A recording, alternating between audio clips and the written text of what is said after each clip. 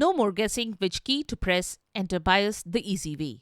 Welcome back to Silicophilic, your go-to source for tech tips and fixes. Accessing BIOS is essential for adjusting boot order, enabling virtualization or fine-tuning hardware settings.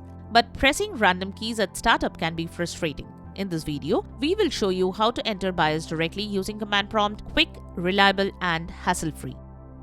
Method: enter BIOS using command prompt. Accessing the BIOS is often necessary to change hardware settings, boot order, or enable or disable system features. Traditionally, you press a specific key like F2, del, or escape during startup, but this can be tricky because timing is critical.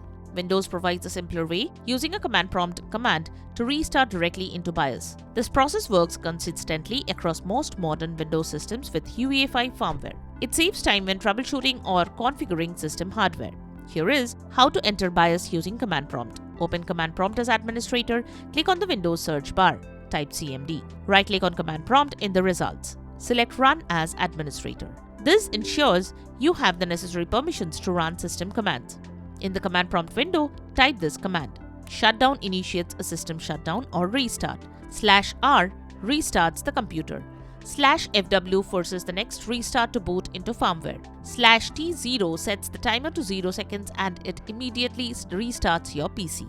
Press enter after typing the command. Your computer will restart immediately. Instead of loading Windows, it will boot directly into the BIOS or UEFI firmware interface. From here, you can adjust hardware settings, boot order, virtualization options, and more.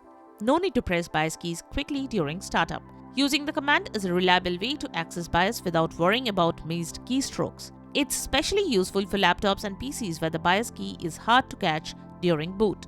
Enter BIOS through command prompt is a simple trick that saves time and frustration. Try it out, share your own BIOS tips in the comments, and help fellow users take control of their PC. Thanks for watching, and we will catch you in the next video.